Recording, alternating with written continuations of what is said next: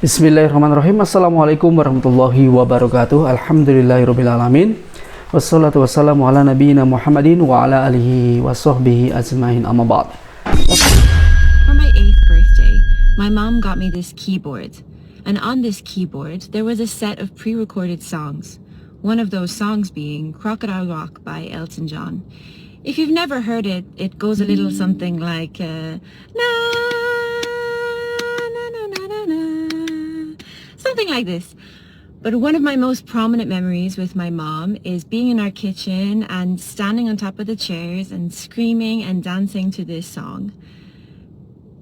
It really just shows for me the spirit that she had and the lust that she had for life. This happened around the time of my 8th birthday. 2 months after that, she passed away. But if you think that grieving someone who's dead is difficult, you should try grieving someone that's still alive. And that's my dad. Out of respect for him, however, I'm not going to discuss that whole chapter of my life today. Instead, I'm going to focus on my mom.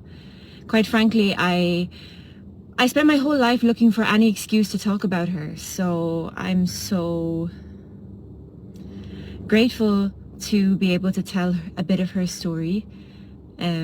So she passed away of cancer when I was 8. She had cancer completely wrapped around her spine. There was a 0% survival rate, and she also had lymphedema in her leg, which is like a swelling as a side effect of the treatments for the cancer. And I have so many incredible memories in the short time that I had with her.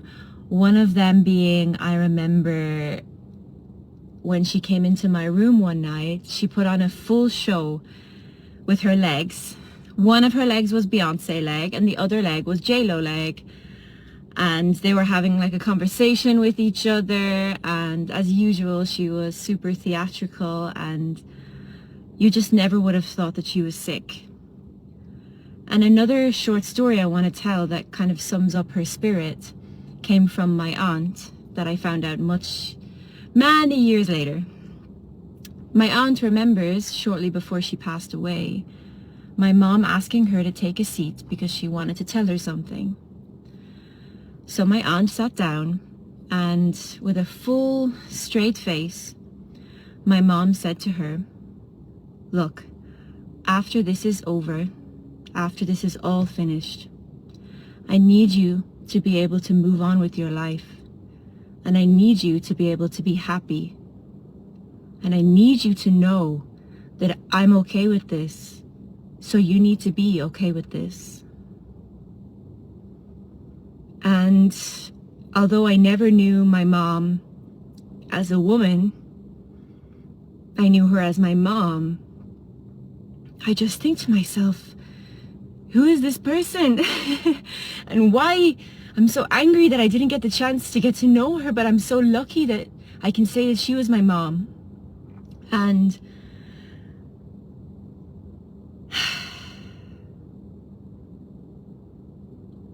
how that relates back to Islam is accumulation of these losses definitely made me a more introspective person. It made me really want to question reality, existence. What is the purpose of all of this? Why am I still here? Why me when I'm feeling like a victim? But I try not to play into that mindset too much because it's, in my opinion, a victim mindset is the most debilitating mindset that you can have. So I really try to empower myself when I tell my story.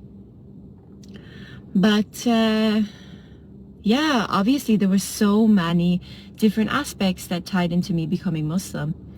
But I do think, and when people ask me to tell my story, the most unique thing about me and the thing that definitely started the whole ball rolling and made me kind of an outlier from the beginning, growing up, I never felt like I was normal because I wasn't. My situation definitely was not,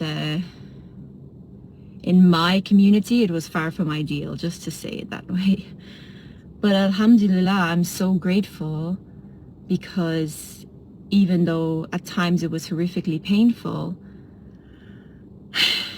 it gave me such a rich and deep perspective about life that I carry with me to this day. And yeah, I've lived 20 years now without my best friend, my mom, the only person who ever really, really loved me and wanted to protect me. But in that, she also taught me the real meaning of love. Because the fact that I can sit here 20 years later and speak about her with a fire in my chest, for me, this is love. It's not ego, it's not this fleeting, lustful feeling. It is love. It's limitless, timeless, formless, shapeless, eternal love. And it's truth. And Islam for me was the truth. And obviously there was so much in between that, but I really had to preface anything else I say in my story with this, because if you don't know this about me, you're never going to understand the rest of me. But yes, my next TikTok, I want to share some photos of my mom because she was so beautiful. So I really thank you for listening if you got this far. And if you're lucky enough to still have your parents,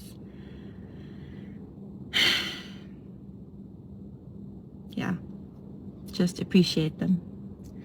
But yeah, thank you so much for